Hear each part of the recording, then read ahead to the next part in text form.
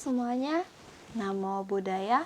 Perkenalkan, nama saya Sally Huang dengan NPM 2342033 dan saya dari kelas Agama 1 BUMN.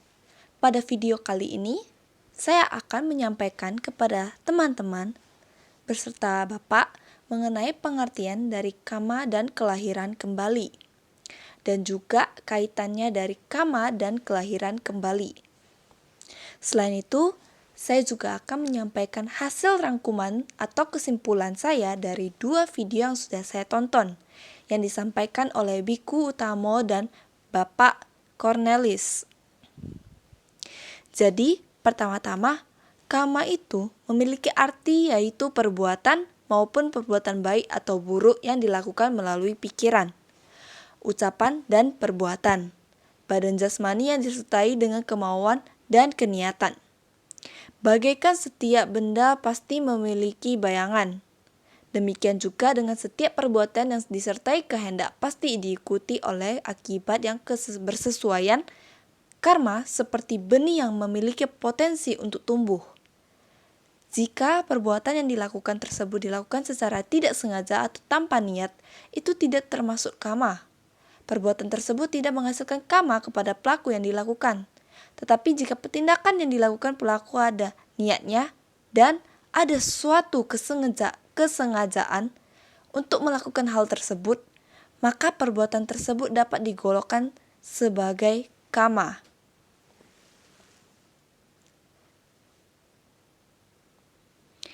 Nah, selanjutnya dari menurut Bante Utamo, karma adalah hukum sebab akibat dari perbuatan baik dan buruk yang dilakukan oleh makhluk hidup. Karma menentukan kondisi kelahiran kembali seseorang di masa depan. Perbuatan baik akan berbuah kelahiran yang baik, perbuatan buruk akan berbuah kelahiran yang buruk. Sedangkan Bapak Cornelis Wawor menjelaskan bahwa karma bersifat mental bukan fisik. Karma terbentuk dari niat dan kehendak batin seseorang ketika melakukan perbuatan. Oleh karena itu, karma tidak dapat diwariskan, melainkan menempel pada pelakunya sendiri. Karma yang terbentuk akan mengikuti pelakunya hingga kelahiran berikutnya. Kondisi kelahiran seseorang ditentukan oleh karma baik dan buruk yang dilakukannya di masa lampau. Jika karma buruk lebih banyak, maka orang tersebut akan terlahir kembali dalam kondisi yang buruk pula. Berikut rangkuman dari saya tentang ketertarikan antara karma dan kelahiran kembali. Sebelum itu, karma dan kelahiran kembali saling berkaitan erat. Memahami hubungan ini sangatlah penting untuk penerapan ajaran Buddha, karena karma merupakan hal yang menentukan kualitas kelahiran kembali makhluk hidup. Kelahiran kembali merupakan wujud dari karma dan juga merupakan manifestasi dari karma lampau. Kondisi kelahiran seseorang merupakan buah dari karma baik dan buruknya di masa lampau.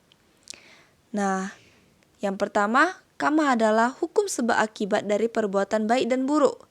Karma yang terbentuk akan menentukan kondisi kelahiran kembali di masa depan.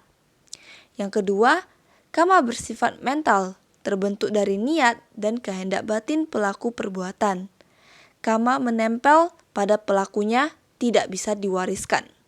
Lalu yang ketiga, karma baik akan berbuah kelahiran yang baik. Karma buruk berbuah kelahiran yang buruk. Jumlah karma baik dan buruk menentukan kualitas kelahiran Anda. Berikutnya keempat, kelahiran kembali merupakan manifestasi dari karma lampau. Kondisi kelahiran seseorang merupakan buah dari karma baik dan buruknya di masa lampau. Berikutnya yang kelima, dengan demikian, karma dan kelahiran kembali saling berkaitan erat.